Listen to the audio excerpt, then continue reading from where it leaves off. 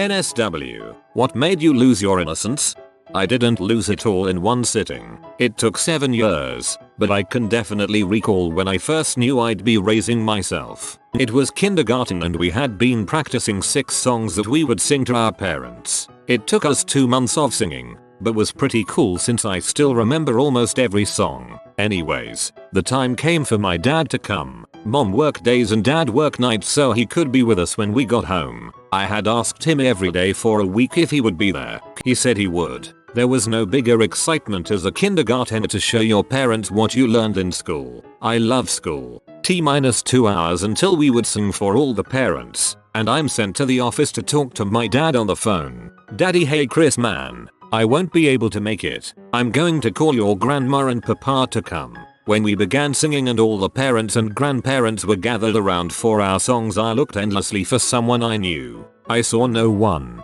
During the final song we ended it with pointing to the person we love, and in a final desperate attempt to find who I was looking for I pointed at the door. Nothing. My teacher saw it and wore the sadness that I did not show. I think I waited outside for someone to pick me for 2 hours. My mom was livid when she had to get off work early to get me. Walking in the front door and seeing my dad asleep on the couch didn't break my heart. It just made me feel alone. It made me think for myself and not let anyone in. My dad later became the person I most despise in my life. Of course I didn't understand all of this until years later, but the feelings were there. For context, my brother and I have cystic fibrosis. When I was 12 and he was 10, our doctors sat us down and had us watch a video called Dying Young. Basically, it's a video about how if we don't take our medicine like we should, we'd basically kill ourselves. I realized that day that my disease is a big deal, and it will kill me one day, likely sooner than most people. But the thing that killed me was realizing my little brother was going through the same thing. Frick CF. Driving a car when I was 11 so my dad could hit his crack pipe and get his fix. True story. My mom would always make him take me with him in hopes that he would go where he said he would. We were supposed to be going to get things for dinner, but I knew as soon as we left we weren't because the neighborhood we went to. Well, after he got his rock he pulled over and said, "I need you to drive, son." I looked up to my dad so I just thought he wanted to teach me to drive. Then as soon as I got in the driver's seat he pulls out his pipe, puts his rock in it and lit it up. That was the day I lost my innocence as well as the respect for my dad. Also that's the day I learned what crack was. Jesus dude. I imagine that was terrifying. Finding my brother in his room, thinking he was asleep, to later in the day realizing he was dead. When I was younger my mother had a seizure. She was unresponsive and taken to the hospital. Initially I was extremely worried because my mom was placed into a drug-induced coma. However, everyone was extraordinarily optimistic and positive. Their positivity led me to believe she was expected to make a full recovery. This was not the case. After a couple months of my mom still being in the coma, my naive little mind still believed my mom would be coming home someday due to the overwhelming positivity of the community. While walking through a hall of the hospital with my immediate family, it was casually mentioned how 50% of her brain is deteriorated, and if she were to wake up at that very moment she probably couldn't talk, and may not even recognize anyone. The reality of the situation hit me like a brick soaring through the air. I realized my mom would not be waking up. After another month, the decision was made to pull the plug. She died and I was woken up and told the news. Despite knowing this event was inevitable, I still felt like I had been sucker punched in the gut. I wept and did not move for the rest of the day. When I was 5, 2 men broke into my house, sodomized, beat, and attempted to murder my mother. She was pregnant at the time. They were hired to do so by a very unstable woman. I was present, awake, and hiding in a room about 10 feet away. My mom and I both heard the men break in, and she insisted I hide. Told me not to come out no matter what I heard. The 2 men and women are currently serving 30-year sentences in prison. My mom lived but never fully recovered and committed suicide several years down the road. It became national news at the time, so I'd rather keep additional details vague. But you don't really ever get back to an innocent state after something like that. Dang, that's rough. My ex's mother was in the same type of situation when she was a child. If you have managed to contain all that rage and throughout your life, I respect that. Hope everything is going well for you. When I was 6 or 7, a psycho poisoned all of the dogs in my neighborhood one by one. The last 2 to die were mine. I was at my friend's house in grade 10, playing some video games and riding our bikes. His dad left the house and told us he was going to go get his mom from work. His dad never came home, neither did his mom. We learned when the cops showed up later that night that his dad killed his mom, then turned the gun on himself. I think it was probably when I was 12 or 13. I got jumped and beaten up by a gang of skinheads for skateboarding. I couldn't go out in public or sleep very well for a couple of years after that, starting seeing hallucinating people with shaved heads everywhere, in shops, in cars, walking up my driveway. Yeah, my bubble popped that day and I realized the world isn't all happy people and sunshine. Kudos to mum and dad for giving me a good upbringing, I guess. I learned about intercourse firsthand when I was about 5 or 6. My sister abused me, and I didn't figure out it was wrong until I was about 12. That's when the abuse stopped. Dad left. Mum cried. I was convinced Santa was still going to come. He didn't. Tough weekend. Grew up in a rough household, but anyways, when things got too rough between my mom and stepdad or whatever boyfriend she had at home, she would send me over to one of her ex-husband's house for the weekend. This particular ex-husband was a drunk alcoholic. One night, he was getting wasted on Jack Daniels and started waving his handgun around, then coerced me over to him and introduced me to a game of Russian roulette. Pointed at his head and click. Nothing happened. Second round. Pointed at mine and click. Nothing happened. I was confused. Didn't know what was going on, what gibberish he was talking about, etc. On the third round, he pointed at his head and pulled the trigger. A loud pop followed by a red mist as the side of his head blew skull fragments all over the kitchen and table. One thing you'll never forget is the blood and the agonal breathing as a person dies. Then no more. Neighbors heard it, rushed over, called my mom, picked me up, and not a hug from mom or any consolation or anything at all. No emotions, nothing. I was only 6.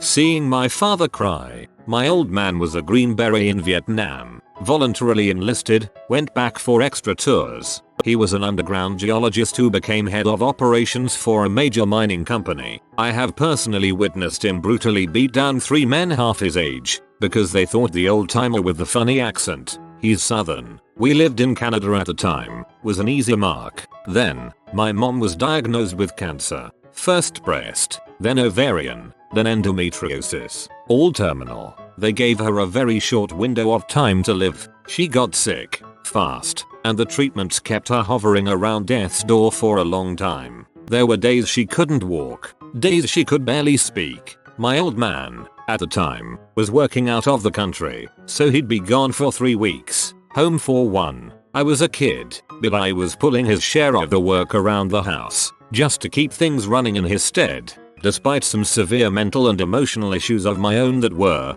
frankly, crippling my ability to function like a normal kid. One day, I was walking from my bedroom to the bathroom, at night, while mom was downstairs watching television. I passed by his room, and saw him, sitting on the edge of the bed, clutching one of her nightgowns and crying, weeping, really, body shaking, dry heaving, rocking back and forth a little. I had never seen him so much as shed a tear, and this was him about to collapse. I waited for a minute, and I remember hearing him say, "I can't kill it, I can't kill it," over and over. That was the first time I realized my mom was actually as sick as she was, and that my old man wasn't made of stone. Still wish I'd said something. Some men feel the need to protect everyone and everything close to them. It's an extremely painful thing to realize that no matter how smart, or how fast, or how strong you are, you can't always win against the world. I'm sorry about your mom and I hope your dad is doing okay. When I was 12, I was a good surfer, and by good I mean great. I had sponsors coming up and saying that I had something special, I'd be big someday, you know, all the crap that these companies tell kids to absolutely beg their parents to let them chase this dream. Well, I mean, it worked. By the time I was 14 I had been to parties with Slater, Fanning, Parkinson, DeSouza, Well, when I was going to all these things I met my best mate. He was 18 and also a really good surfer. When we went on tour together he'd always bunk with me and make me his point of focus. He didn't want me to get corrupted and lose faith in the waves, you know. Well, one holidays, we were at my holiday home and we went out for a quick early morning surf before we headed into Byron to meet up with some of his friends. And well, the waves were rough. I came in, couldn't handle it, and he stayed out there, said he needed the practice and all that. I stayed on the rocks waiting for him to come in, wanting to watch and learn from June, see how I could improve. So obviously I was focusing on him a lot, and when he finally came in, a wave rose up and dumped him right onto a rock. I saw my best friend die, and it was 'cause I didn't call out to him. The smile on his face was something I am not ever going to forget, but neither was that moment there. I don't ever think I'll be able to surf competitively again. That was what he and I did together, and now he's gone. I was 10 or 11 years old. I was woken up by my parents yelling and fighting. About 30 minutes in, I heard them make up.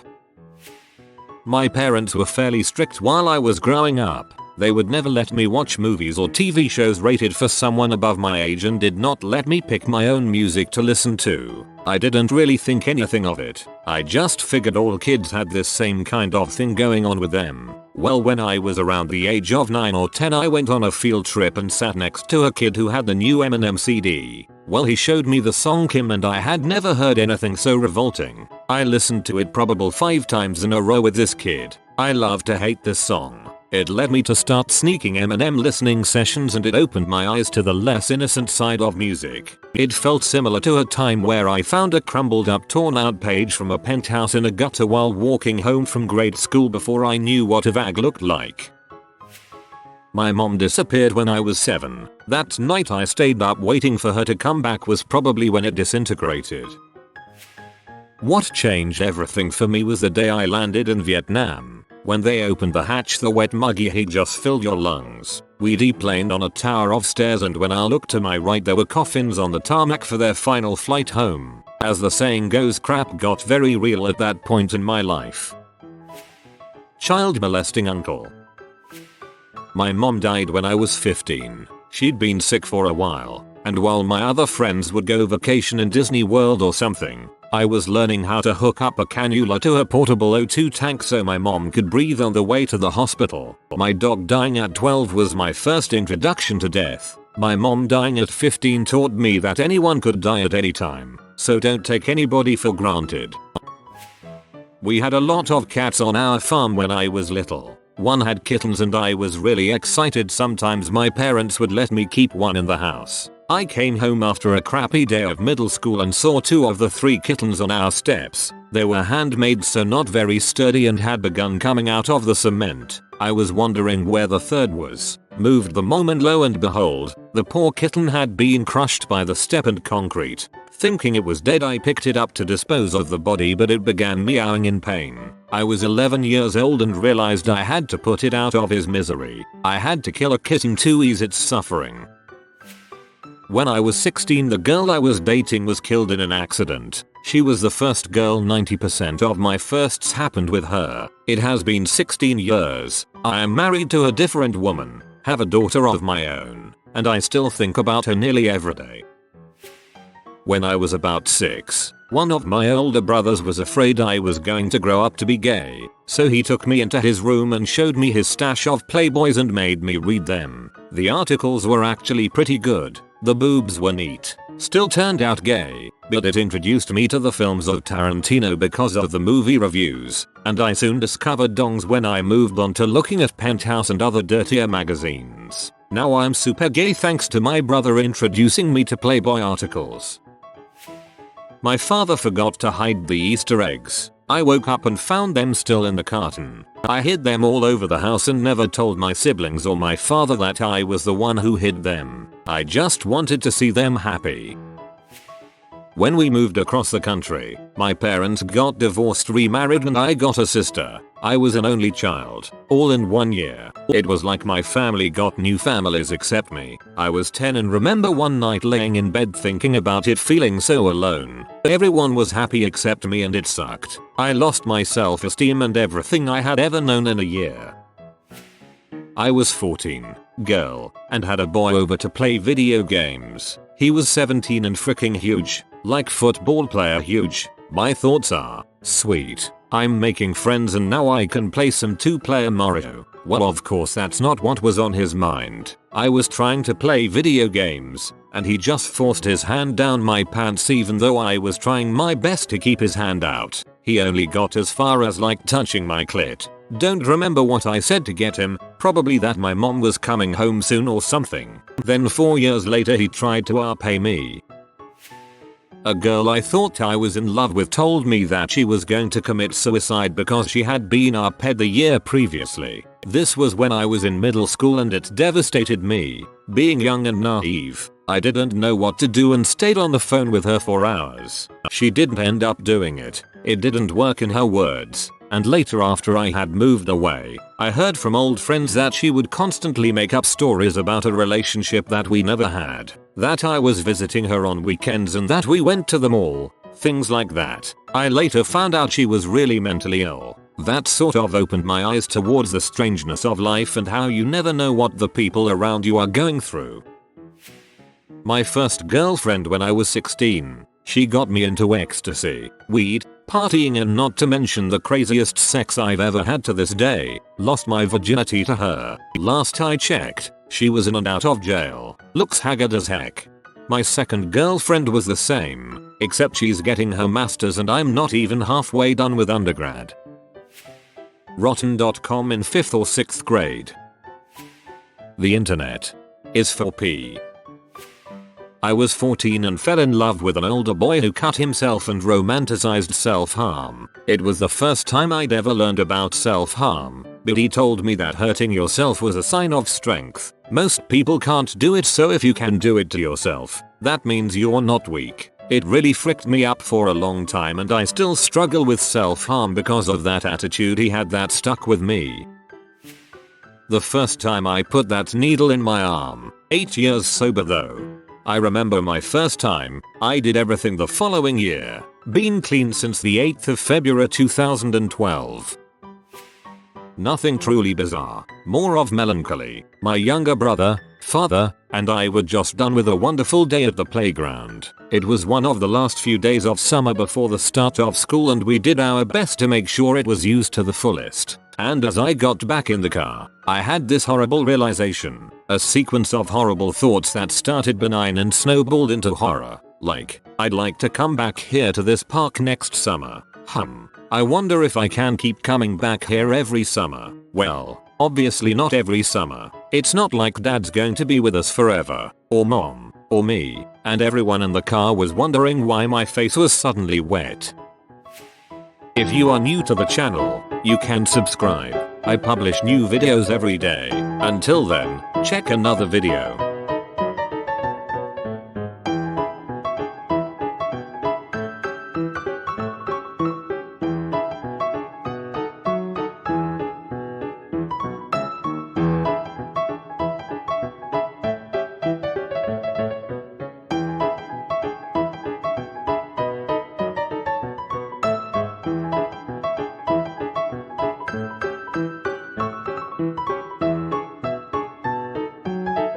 Bye for now.